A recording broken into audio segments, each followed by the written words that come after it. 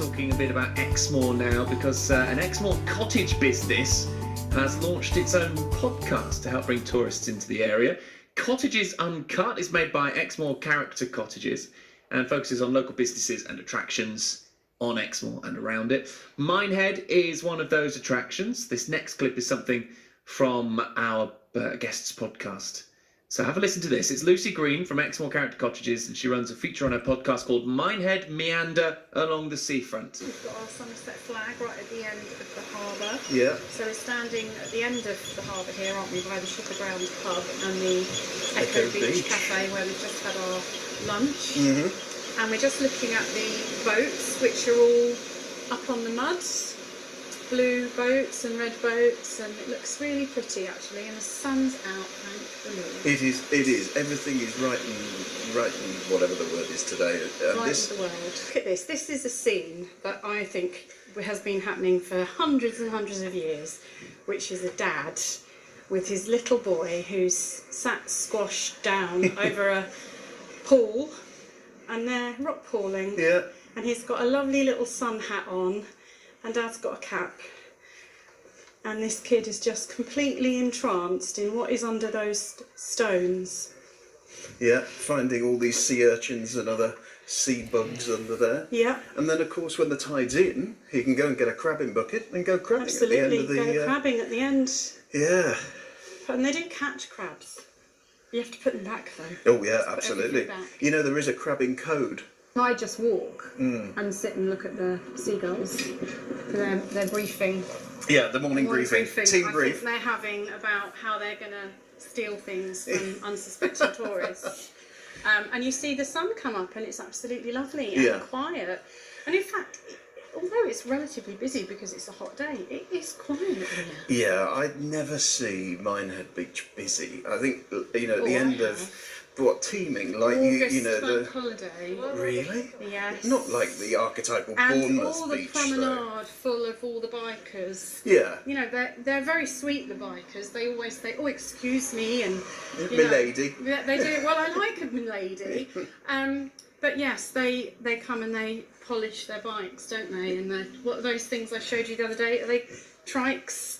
It's lovely to see all these tiny tots playing crazy golf. We're just standing by hole 10, which is a 3-par, and it's Dunster Castle. It's called Dunster Castle, yeah. I don't think she did that one in 3, mind you.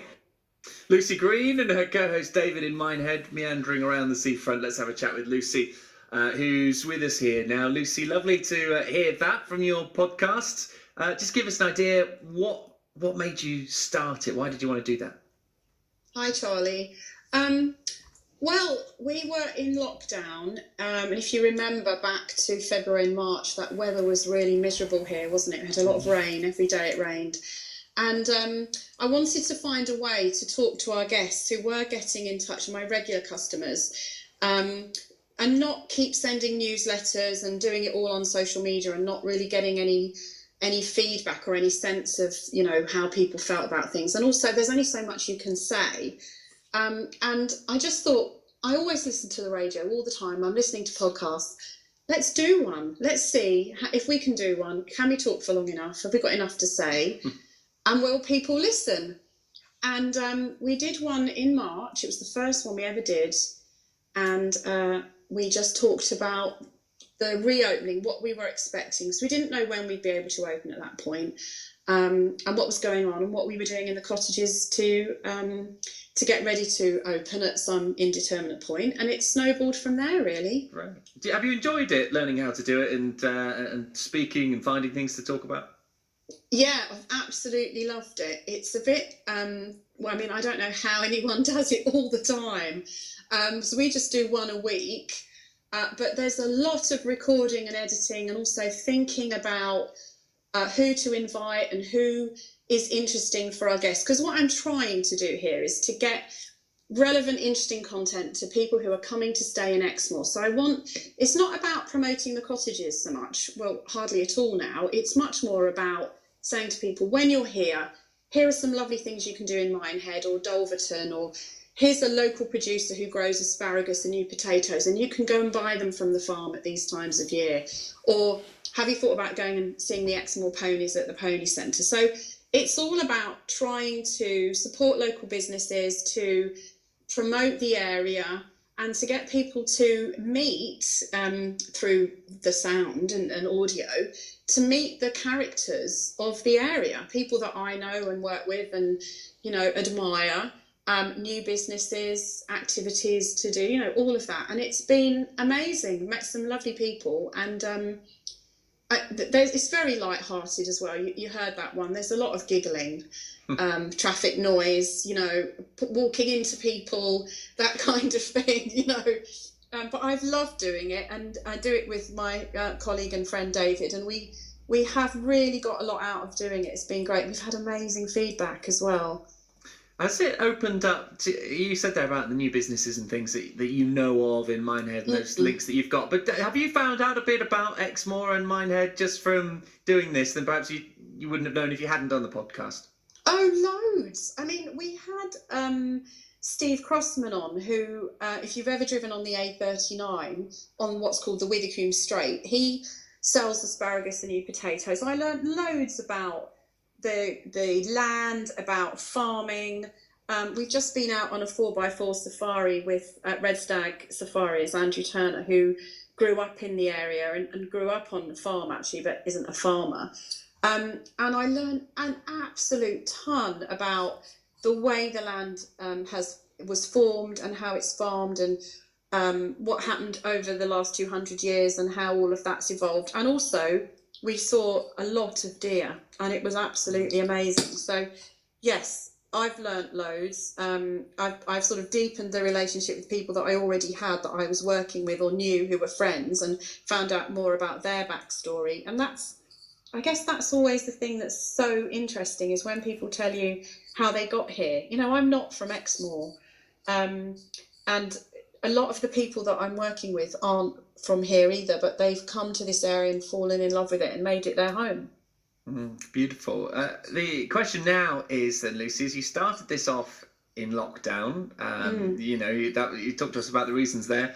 Will it continue now that lockdown's coming to an end and as the restrictions reduce even more? Are you going to continue doing this? Well, I'll tell you, the first one we did had 60 people listen to it, and we basically were we were so ecstatic that 60 people had listened.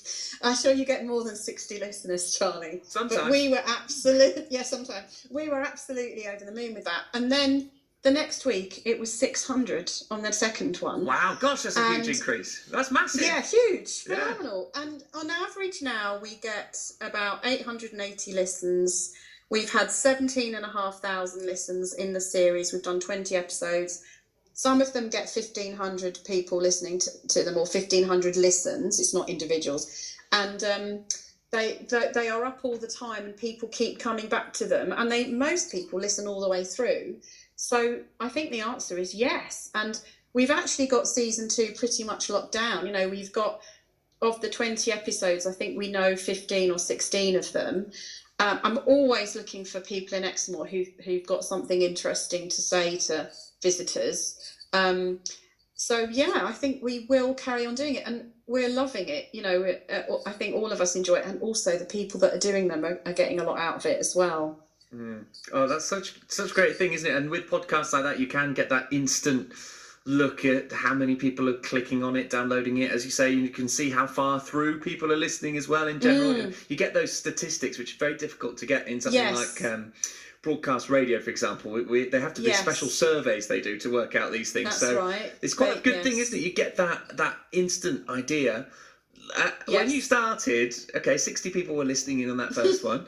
What were you? Was this just your phone? Is it still just your phone, or have you bought some better kit now? No, we've got some. David does the tech stuff. He does the better kit. But if I'm out on my own, which I sometimes are, so for instance, when I did jazz at the Ivy Beauty Lounge in Minehead, David didn't want to come to that one, not surprisingly. Really? So I did that. Yeah, I know. I did that one on my own, and I'm doing one with my yoga teacher Terry, because we're doing yoga retreats at one of the cottages, and he's not coming to that one either, funnily enough. I think he'll be eating a bun that day. David needs to pull his finger out here. David, you can't just pick and choose. He doesn't want to do the yoga. So I think he's got the tech kit, but I have recorded a few just on my phone. Yeah, amazing, isn't it? You can do that. Yes, I mean, it is funny that I think on the Minehead one you could probably hear, the background and everything, and I like that, because it's a proper conversation for people then, isn't it? And they can imagine themselves walking with you down the high street. It's so important. Well, you're talking as if you've been through a lot of training sessions in radio here, Lucy, because these are the sorts of things we get taught about. Is making sure, build an atmosphere, transport people to the place, build a picture using sound. Absolutely, that's the sort of thing that we get told. And here you are, someone who's just picked it up just from doing it in your way, and from no background in it. I'm guessing no training in it, which is amazing. What was lovely was in lockdown, of course, it was all done on Zoom. So it was all remote, and that was hard. Particularly as one of the things is you can see each other, but you're talking, so it's a bit off-putting. But now we're able to go out and do literally, outside broadcast, we call it. We're outside broadcasting, everyone. Even got the lingo. It's so funny because people walk by and they go, "Oh, sorry," and they're just like, "No, we're just walking down the street. Honestly, we've got a wire between us, but it's perfectly normal." So catching people in your net by the sound of it. Yeah, well, I did have one where I did walk round someone the wrong way. Luckily, it was a very short, small person, so we were able to lift the wire over his head. A short, small. Is that a child? It was a child. Right, yeah. I see. Okay. It was literally, and I thought, hang on a minute. Whoa, and my ear was being pulled back, my head was going backwards, and I realised that... The classic here, which you often see in, it'd be on any radio station up and down the country, is what because we sort of edit things before, we have to have our headphones on, and quite often you forget you're wearing them, and people walk off with their headphones still attached to their computer, and will suddenly get yanked back towards the computers. That sounds a similar sort of thing that you were doing there, by the sounds of it. Whiplash, headphone whiplash. Yeah. You could probably claim that on the insurance from the BBC. I will do now. Yeah, we're seeing as they've taken me off air for a few weeks. This is what I'm going to be working on. I was listening to that. That's outrageous. You should make a claim. Yeah, well, there we go. I can now. Just got to sort of rub my neck every now and then, just say how painful it is. Yeah, it's been really, really painful. Yeah, exactly. Hope my boss isn't listening. He's got all my my tricks now. He knows what I'm going to be up to.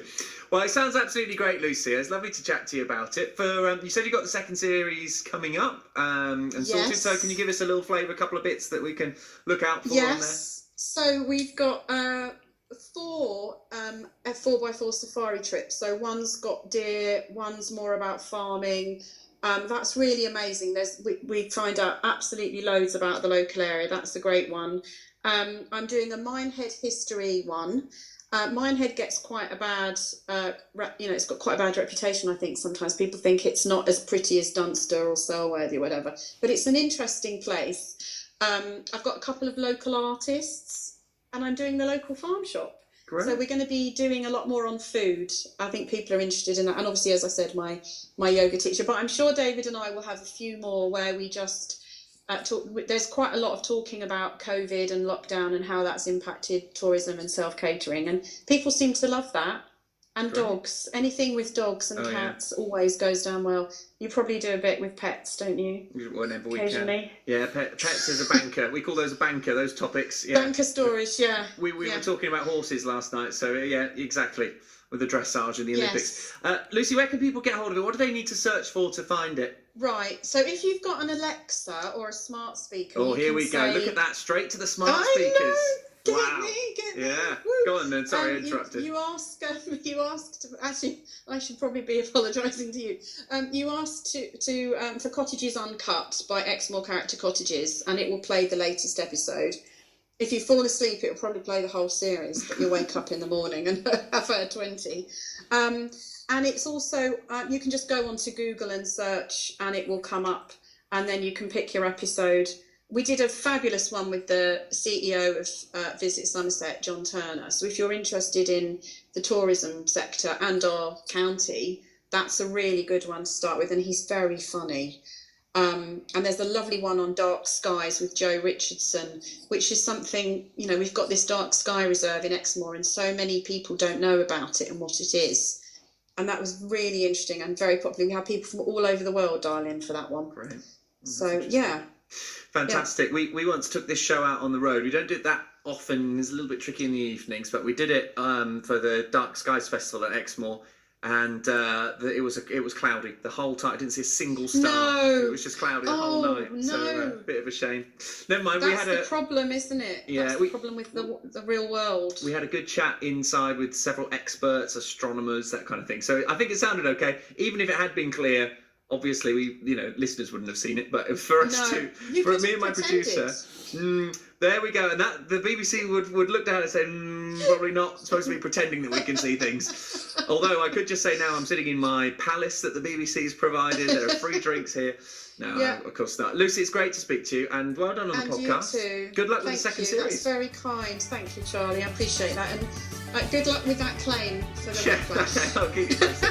It was your idea. I'll give you a cut of it. You can have 15% or something. Great. Thank you so much. Thanks, Lucy. Lucy Green there from Exmoor Character Cottages, speaking about Cottages Uncut, the podcast. You can find it on your podcast provider, or as Lucy was saying, just ask for it from your smart speaker.